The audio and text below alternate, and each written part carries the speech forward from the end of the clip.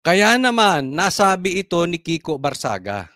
Ano sabi ni Kiko Barsaga? Bongbong Marcos attempt even one act of violence of state forces against protesters. And I guarantee you a vacation to Hawaii. Yan. Isang pagkakamali na merong saktan sa mga protesters, sa mga magrarally, especially itong malakihang rally sa 21 na kung saan, sabi nga, dadalo ang mga militar. Marami sa kanila dadalo.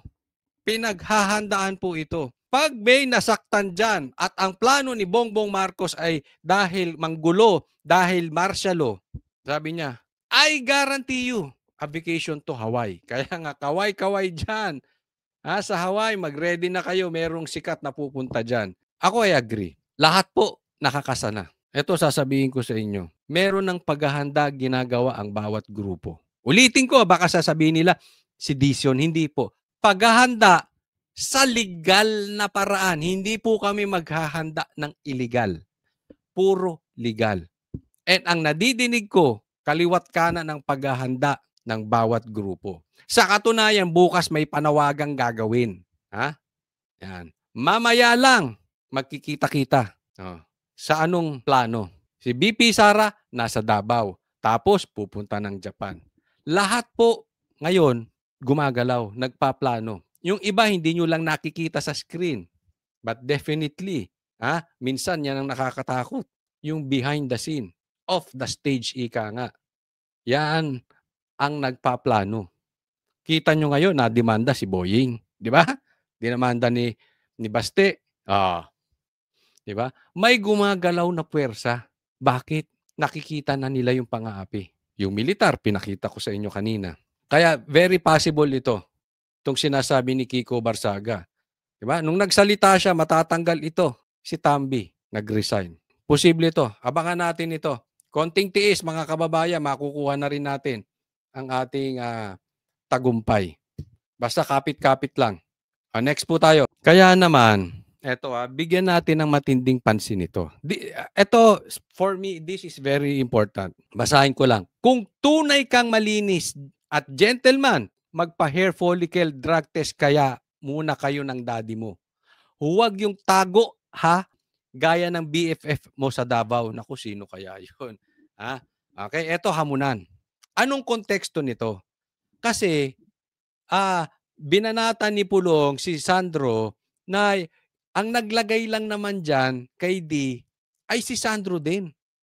Sila din lang naman yan. Huwag tayong maglokohan. Sandro, kabata-bata mo na, sinungaling ka pa. Sa bagay, kung ganun ang magulang mo, anong ituturo sa iyo niyan? Hindi magsinungaling din. Diba? So, nainis siya. Binanata niya to si Pulong. Oy, kayo nga, meron kayo dyan 50 billion ata dyan sa flood control projects. So, bumanat siya kay Pulong. Sabi ni, may resibo yung si Pulong. Hindi ghost projects. Sabi ko nga, kami Banateros pupunta sa Davao, kukunan namin yung mga magagandang proyekto na ginawa ng Administrasyong Duterte. Hindi po yan nakatago. Ngayon nangyari. Ikaw, doon sa syudad mo, sa tingin mo, ipagtatanggol ka ng mga kababayan mo? Masasabi nilang umasenso yung lugar nila o yung bahay lang yung umasenso? Sa Davao, ipagtatanggol lang Duterte. Bakit? Hindi man sila perfect. Hindi man sila perfect family. Sino ba ang perfecto sa atin? Not me, not you, not everyone else. Pero yung trabaho nila sa publiko, nagagawa nila. Meron po hindi ghost project. Kaya sumagot to si Pulong. Magpa-drug test ka. Alam mo malaman to eh. Bakit? Kasi ang inaasikaso nyo magtatay. Ikaw Sandro, pati yung tatay mo. Ang inaasikaso nyo ay optics. Hindi nyo gustong maayos talaga ang bansa. Gusto nyo iligtas ang sarili ninyo. Gusto nyo yung imahe ninyo malinis. Kasi kung gusto nyo talagang ayusin yung bansa, dapat hindi si D ang pinapalit nyo. Ang gusto lang ninyo, optics. Kaya naman ang hamon niya sa'yo, drug test. Kasi kung gusto nyong malinis ang bansa natin, hindi pwedeng addict ka, Sandro. At higit sa lahat, hindi addict ang tatay mo. Huwag natin ayusin yung panglabas. Huwag natin ayusin yung imahe. Ayusin natin yung totoong katauhan ng bawat isa. Dahil ang problema ay yung katauhan ng tatay mo, Sandro, katauhan mo at katauhan ni Tambi at Saldi. Yan ang problema ng bansang Pilipinas. Kaya nga hinahamon ka niya eh. Ang ano kasi nito kay Sandro, sumagot-sagot eh. Hindi, ito, totoo lang. Alam mo sa totoo lang, Sandro, para kang bakla na tomboy. Huwag kang sasagot sa Duterte kasi bobo ka eh. Hindi ko na po i-filter yung mga sasabihin ko. Totoo, mahina utak mo eh. Hindi ka po pwedeng hindi ka pwedeng makikipagsagutan sa Duterte. Lalamunin ka ng buo. Ang payo ko sa iyo, Sandro, gayahin mo yung tatay mo. Magsumbong kayo kay Claire para makasagot kayo. Huwag kang sasagot ng diretso. Babaon. Sumbong ka sa abogado o doon sa babae na matapang o doon sa babaeng palingkera na may konting ganito. Ikaw, kahit magdebate kayo ni sila kasi yung bata ni ni Kiko Barsaga. Paglalaruan tong taon to. Kawawa ito kay Kiko Barsaga. 'Di ba? Kung tao to hindi Marcos, hindi to mananalo kay Kiko Barsaga. Kataon lang Marcos eh. Ating-ating eh. 'Di ba? Kontrolado ngayon. Pero pag upo ni BP Sara, tingnan ko ano ka. Tingnan ko kung ano ka. Ngayon, huwag kang parang si Torre. Sasagot ka sa hamon pag alam mong wala yung kalaban mo nasa ibang bansa. Ngayon ka sumagot. Drug test kayong dalawa. Diba? Mag-boxing kayo kung gusto mo. Mas lalo kang walang panalo doon. Baka sa drug test, lumusot ka pa eh. Marami kayong pwedeng bayaran. Yan naman ang hilig ninyo, manuhol. Sabi nga ni BP Sara, may kasong bribery. Bribery itong si Tambi. Diba? Nasa pamilya nyo na yun eh. Baka lumusot ka pa sa drug test. Pero sa boxing, kawawa ka dyan kay Pulong. Bugbog sarado. Ako, na-imagine ko na magsusumbong ka sa nanay mong si Lisa, na kamag-anak ng Aquino, na may kasamang namatay sa Amerika. Di umano. Diba? Yung pangalan nyo talagang, kung si Tito Soto, baon na ang pangalan niya sa larangan ng politika na siya ay tuta, kayo, baon na yung pangalan nyo sa larangan ng politika na diktador na adik. Kaya nga may pagkakataon ka ngayon. Sagutin mo si Pulong. Papayag ka ba sa drug test? Kasi sumagot ka agad eh. Nung binanatang ka ni Pulong, sumagot ka agad. Huwag mong pagtagalin, Sandro. Sagot. Ilagay nyo dyan, Sandro, sagot. Adik ka o hindi ka adik? Lagay nyo sa comment section. Sumagot ka, Sandro. Huwag kang bakla. Sagot, Sandro. Huwag mong pagtagalin. Pero palagay ko, magsusumbong to kay Claire. Bakla ito eh. Sumbongero yung mag-amang yan eh. Magsusumbong kay Claire yan. Tingnan niyo. Susumbong yan. Wala ito. Wala. Urong ang to. Walang yagballs to. Palagay nyo magpapadrug test? Malabo. Next tayo. Isa pa. Tingnan mo yung tatay naman nila. Weak din. Talagang weak to. Magtatay na to eh. Marcos joins volunteers in serving meals at walang gutom kitchen. Ito si Marcos. Nagpe-prepare ng pakbet tuwing kinakabahan. Naalala nyo? May debate. Naalala nyo yon? May debate. Hindi siya makakasama sa debate. Bakit? Bobo to eh. Mahina utak na ito. Diba? Kasalanan ni Cayetano yun. Kasi nung nagdebate sila ni Cayetano, naalala nyo? Binastos to. Kinain ng buhay. Parang hindi pa nag-aalmusal si Cayetano. Kinain buhay talagang kawawa, supalpal. Inalisan ng pagkalalaki to si Bongbong Marcos. Ganyan po nangyari dyan. So, na-expose siya. Mahina ang utak. So may debate. Anong palusot nila? Nung team niya. Naku, kilala ko yung mga team mong gumawa ng palusot na yon. Huwag nga ako. Ay, sus, nakausap ko sila. Anong sabi? Takot ka. Anong ginawa mo? Kunwari may cooking show ka. Meron kang prior arrangement. Nag-cooking show, nagluto ka ng pakbet. Pinagpaliban mo yung debate dahil magluluto ka ng pakbet. So, alam na natin ito. Pag may tinatakbuhan tong mama na ito, magsaserve ng pagkain. Magluluto ng pakbet. Eto na naman siya. Ano kaya ang tinatakbuhan nitong tao na ito? Siguro yung kasi maraming nagsasabi damay ito sa flood control projects eh. Oo, nakinabang daw di umano rin itong mama na ito.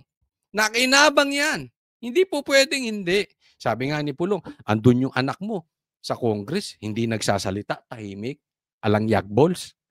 Ikaw din, pumirma ka, tahimik, for 3 years, 3.5 years. Ngayon pumutok, ang ingay nyo mag-ama. Di ba? Yung sinasabi, si Bongbong Marcos, ayaw humarap sa katotohanan. Ang issue lang nitong si Marcos ay optics, optics, optics, optics. Imahe, imahe, imahe. Yan. Kita na natin may trending na siya. Di ba? Pag may tatakbuhan, gagawa ng gimmick na pagkain o luto. Takbo, pakbet. Takbo, pakbet. Debate, pakbet. Flood control projects, pakbet. Ayan. Diyan mo makikita. Kinakabahan na si Bongbong Marcos. Next tayo. Ito, papakita ko talagang mana-mana sila. Again, another optics. Kung optics yung tatay, optics din yung anak. Kung adik ang tatay, adik din yung anak. Kung takot sa drug test yung tatay, takot din sa drug test ang anak. Hindi ko po sinasabihan kayong adik. Pero, it follows. Pag duwag ka sa drug test, adik ka. Tama o tamang-tama, Sandro? Pakinggan natin. Representative Marcos hinamon si Representative Saldico na umuwi ng Pilipinas. Wow! Sabi niya, I am gonna be the first one to tell you that he should come home and face any and all the allegations against him, ani ni Marcos. Nung gustong paharapin to si Saldico, hinarang-harang sa TRICOM. Tahimik ka. Animal. Nilolok. Ginagago nyo talaga kaming mga Pilipino. Sa bagay, hindi nyo magagago mga DDS. Ang nagagago nyo yung mga Aquino. Nagagago nyo yung mga Dilaw. Magagago nyo mga komunista, mga NPA. Pero kami hindi. Ni ayaw nyo mabanggit yung pangalang Saldico? Nung nag-resign si Tambi, nagsama-sama na kayo. Pauwiin siya. Dati ayaw nyo. Humarap si Saldi. Bigla-bigla nagbago kayong lahat. Gusto nyo nang umuwi si Saldi? Ang gago. Ang gago nyo. Anong gagawin nyo? Gagawin yung fall guy si Saldi? No. So, para sa kanya, dalawa to eh. Posibleng meron ng instruction kay Saldi, huwag kang aalis, huwag kang papahuli dyan. Huwag kang uuwi. Diyan ka lang. Pero lahat ng bintang, ibibigay namin sa'yo. Tapos, hindi ka naman mahuhuli, nandiyan ka kung saan ka man lupalob ng mundo. So, malinis si Tambi, hindi mapaparusahan. Malinis si Bongbong, hindi mapaparusahan. No. So, full time ka. Anyway, enjoy your life. You have jets. Yung anak mo, nag-e-enjoy sa kumakain sa kung saang-saang mamamahaling restaurant. Meron kayong mga bags, expensive bags, luxury cars, etc. etc. Mamuhay ka dyan na maayos. Hayaan mo nang mabaho yung pangalan mo. Hindi ka naman makukulong. Hindi kayo makukulong. Hindi sila makukulong. Yung mga Pilipino malulunod, bayaan mo sila. Yung ibang Pilipino magugutom, bayaan mo sila. Basta tayo, happy, happy, happy, happy. Everybody happy. Again, that is another optics from Saldi. From Sandro. Parehas din sila. O kaya, meron namang isang strategy. Pero I think this is very dangerous for them. Talagang pauuwiin nila si Saldi at lahat ididiin sa kanya. But the problem with that strategy, baka mapikon si Saldi gaya ng Diskaya. Ituro sila. Kasi hindi po pwedeng walang baho si Tambi, si BBM. Hindi po pwedeng wala. Kasali sila dyan. Baka mamaya kadidiin nila kay Saldi magturo. Tapos sila. I think that is dangerous. Ngayon, hindi ko alam kung anong style niyan. But in any case, si Bongbong ayaw ng totoong ayos. Kasi kung talagang niyang plano niyang gustong ayusin ang Pilipinas, hindi dapat si D ang pinalit kay Tambi. And at the same time, siya mismo magkusang loob. Mag-resign. Dapat mag-resign din siya. Diba? May obligasyon sa Pilipino eh. Nakinabang man siya ng limpak-limpak na salapi or for discussion purposes, halimbawa hindi siya nakilabang, dapat mag-resign siya kasi under his regime, nangyari yung sangkatutak, yung kakapalang grabe, sobrang gagahaman na nakawan, nangyari under his regime. So anong gagawin mo? Para maniwala ang taong inaayos mo, bitaw ka na. Let the one handle it. Kung hindi ka takot lang kay Lisa. Kung lang naman hindi ka takot. Pero alam ko takot ka. So hindi mo gagawin. Pero yun ang dapat mong gawin para makita ng taong bayan. 'Di ba? Ang dapat niyang gawin, mag-resign. Let someone na may credibility to handle it, the investigation, mag-hands off siya, 'di ba? Eh yung ginawa mong ICI, ikaw rin ang pumili. Iimbestigahan ka ba niyan? Hindi, lalo't nasa posisyon ka. Try mo mag-resign. Doon maniniwala ang tao.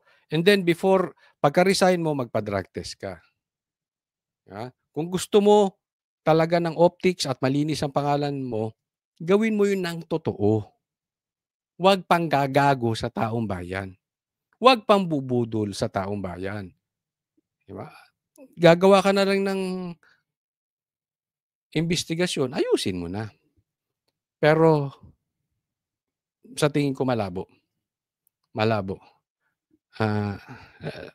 Tingnan nyo na lang yung ginagawa ni Sandro. Nakikita mo na may instruction for them eh. May instruction to them na, ito ha, hindi natin si Saldi. Kikita mo yung galaw eh. Di natin si Saldi, and then bulahin natin ang dilaw para hindi tayo idiin ng dilaw. Bulahin natin ang Katolik para hindi tayo idiin ng Katolik. Yun na. So, magkakampi-kampi na sila. Sinong madidiin lang si Saldi? Posible si Tambi, pero baka malabo pa. Ang malamang-lamang niyan siya. Eto, pag-usapan muna natin itong si BP Sara, ano kayang ginagawa sa Davao? Pasok. Ito, paborito to ni Boss Dada. Oo, ito, gustong-gusto, paboritong tinitingnan to ni, na kung nung kami nasa Davao, lagi namin nakakasalumuha yung mga, nung siege. Paborito to. Nung mga bouncer ng Banatero, si Boss Dada at saka si Jay Guevara. Sige, pasok! Ruth, ayon kay Vice President Sara Duterte, bagamat kilala niyang mabuting tao ang bagong House Speaker na si Isabela Representative Faustino Bojidi III, hindi raw maiaalis na matalik na magkaibigan sina D at si dating Speaker Martin Romualdez. Matapos ang kanyang dinaluhang aktibidad sa Davao City ngayong araw, isa-isang sinagot ni VP Sara sa isang press conference ang mga isyu ng bansa. Aniya, ang pagpapalit liderato ng Kamara ay pakulo lamang at parte pa rin ng pamumulitika para sa 2028 presidential elections. Narito ang pahayag ni Vice President Sara Duterte. Teka muna, bago ka magsimula, VP Sara, bakit nasa Davao ka? Sa 21 kasi may malaking rally. Okay? Napakadami buong Pilipinas. May malaking rally kaya lang itong mga dilaw ina-hijack. Ayaw nilang matanggal si Bongbong Marcos. Ngayon, si BP Sara naman nasa Davao. Diyan ka na lang, diyan ka BP Sara para kung magkaroon man ng palitan. Nako. Diyan ka na ba? Diyan ka magti-take ng oath. Diyan ka manunumpa. Oy, ang sarap noon. Kita-kita po tayo, soon sa Davao. Pag ikaw ay naluklok ng presidente, Walang biro. Soon po, kita-kita po tayo. Mga taga Davao, Banateros, pupunta dyan. Okay? Kita-kita po. Para lang yan, masabi ng mga tao na meron silang ginawa sa House of Representatives, sa reklamo at sa galit ng mga tao. Pero ang totoo niyan ay sila lang din yan. Yan. Ito sinasabi natin eh. Ito si Bongbong Marcos, wala talaga sa plano nitong linisin ang Pilipinas. Wala sa plano nito linisin ang flood control baho. Yung flood control projects na nakawan. Hindi, kasi kung lilinisin mo yan, pinatanggal mo na, pinag-resign mo na si Tambi. Dapat pinalitan mo na ng independent. Bakit? Kung talagang malinis ang budhi mo gusto mo magkalinisan, bakit hindi mo ilagay dyan si Kiko? Diba? Ba't di mo ilagay dyan si Pulong? Yung alam mo, na pag tiningnan ng taong bayan, sa tingin nila, magiging patas. Ito ay muling ito yung parang ginawa mo, Bongbong Marcos. Hinahamon ka ng drug test. Bigla kang naglabas ng resulta na ikaw ay meron ng drug test sa St. Luke's. Hindi Kaya mo ginagawang magkaroon ng palitan dyan para malinis. Malinis ang pangalan mo at ni Tambi. Hindi para for optics. Bongbong Marcos, you are nothing but an optics. Puro ka optics, optics, optics. Masabi lang, mema lang. Diba? Yung drug test, mema mo lang yan yung sa St. Luke's Parehas na parehas ito. Kaya tayo mga Pilipino, huwag tayong aasa. Huwag tayong papabilog until merong makulong si Saldi, si Tambi o si Bambi. si BBM. Wala lahat yan. Nakikita nyo, hindi nila inaayos. Ang inaayos lang nila yung imahe nila. Grupo lang din yan ni Martin Romualdez, ni Sandro Marcos, and of course, syempre, papunta na rin yan kay BBM. Diba sila din Ulitin ko, nagpapaalala tayo. Sa simula pa lang, sinasabi na natin, wag mo nang hayaan yan si Tambi. May katarantaduhang ginagawa. Inantay mo na sumingaw yung baho na ginagawa na hinayaan mo rin ng 3 at 4 na taon. Kinunsinti mo. Tapos ngayon bida-bida ka. Ay yung kay Puno, bagamat sabi ko sa vlog ko, bigyan natin ng chance. Pero malakas po ang aking paniwala. Kampi-kampi lang yan. Tingnan mo. Walang madidiin dyan. Hindi madidiin si Tambi, hindi madidiin si Bambi. Si BBM. O yan na, para may rhyming. Bambi, Tambi, Zaldi. Mga magnanakaw. Ruth, kinwestiyon din ni Duterte si Pangulong Bongbong Marcos na tila hinahayaan lang daw ang mga kongresista na makatakas ang pananagutan sa issue na kinaharap ng Kongreso. Narito ang pahayag ni VP Sara. Definitely, there is no stability at all with regard to our government institutions. Hindi lang ngayon, even before. We saw how they abused the power and the institutions for their gains.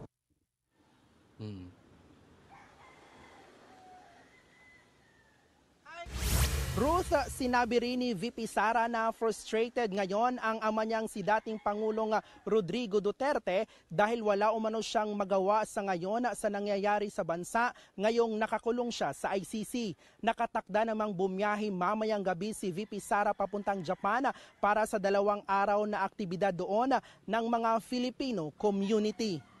Ruth. Huwag ka nang bumiyahe doon, VP Sara. Mayroong magaganap sa 21, diyan ka na manumpa. Antayin mo kami diyan, Papunta na Banateros. Diyan tayo. Kasi alam mo, itong mga ito talagang ako sa tingin ko dapat din gumawa ng sariling hakbang ang kampo ni VP Sara kasi hinahaluan ng mga Aquino. Hina-hijack nila kanina, nabalita na may naglalagay doon ng placard na pababain si Bongbong, ay ayaw nila. Isipin mo, ang Aquino, ayaw pabain ang Bongbong. Sabagay, yung asawa ni Bongbong na si Lisa, kamag-anak tong Aquino. Di ba?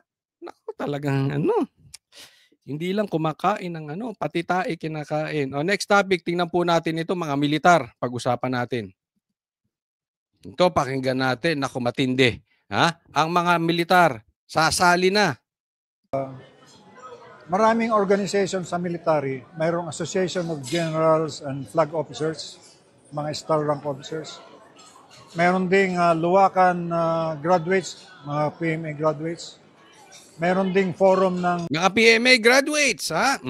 Mga militar. PMA Alumni Association. Mayroon ding Star Forum. Napakarami sa military. Active na active, and in all those forums. Active ba? Active, hindi lang mga retired o hindi, aktibo sa kanilang sa current events. In all those social groups, social media groups, maraming graduates ng PMA dyan.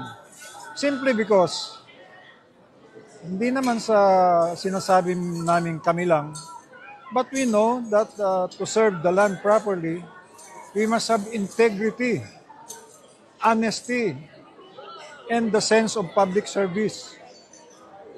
Kulang na lang na sabihin namin na patriot kami, na katulad din ng iba. Kaya kung nakikita namin ang malawakang korupsyon, talagang nagagalit kami.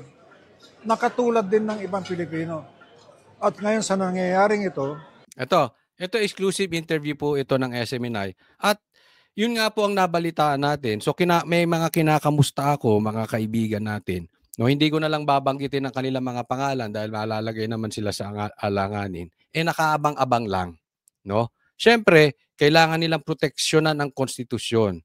And pag talagang medyo nadidihado ang ating konstitusyon at naaabuso, higit sa lahat, naaabuso ang kapangyarihan, kailangan nilang gumawa ng hakbang. Hindi po natin sinasabi na sila ay manggugulo. Hindi po. Yung legal na hakbang na talaga namang nakapaloob sa kanilang responsibilidad. Naka-ready po. Sabi nga lang sa akin bagamat kami, yung iba sa amin tahimik, nakamasid lang. And kung may kinakailangang palitan, dapat maganap. Sa tamang takdang panahon, gagalaw sila. So, basta tayo, lahat ng gagawin natin sa legal na paraan. Hindi po tayo nagtatawag ng gulo. Sabi nga ni Bongbong Marcos, siya mismo gusto niyang sumali sa rally. Paano? Kakampi niya yung mga komunista, kakampi niya na mga Aquino, kakampi niya na, kalain mo yung Marcos Aquino, magkakampi. Nako. I think many of us will be leading their organizations to go up in protest. Yan. Many of us. So siguro yung many, majority will go up in protest. So sasali. Kaya nga sabi ko, kahit na may mga komunista dyan sa paligid, alam natin may nakaabang dyan ng mga militar. Hindi mo lang mahahalata, pero nandyan sila sa paligid. And alam nyo po, ang militar, one click yan. Pag yung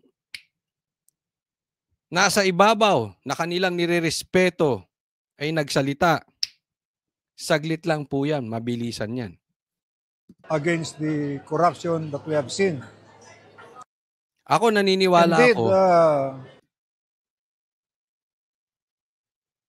gagalaw to mga to. Obvious naman yung corruption. Again, uulitin ko, ang binoto po ng mga militar at mga pulis, Oo, nasa record yan. Duterte po. Oo, yung mga senador ng Duterte Black. Kikita nila Kaya lang, syempre, meron silang responsibilidad sa Pangulo, 'Di ba? So, binabalanse niya. Pero pag talagang gahaman na 'tong mga ito, mga demonyo nan talaga, at makikita nilang hindi kayang kontrolin ni Bongbong yung nangyayari. Kaya ito si Bongbong dapat ipakita niya na talagang aayusin niya yung hanay. Mahihinto ang nakawan, merong sense of accountability, may mananagot, hindi lang mahihinto, may mananagot doon sa nakawan. Hindi po yung mga kontraktor, wala kaming pakialam sa kontraktor.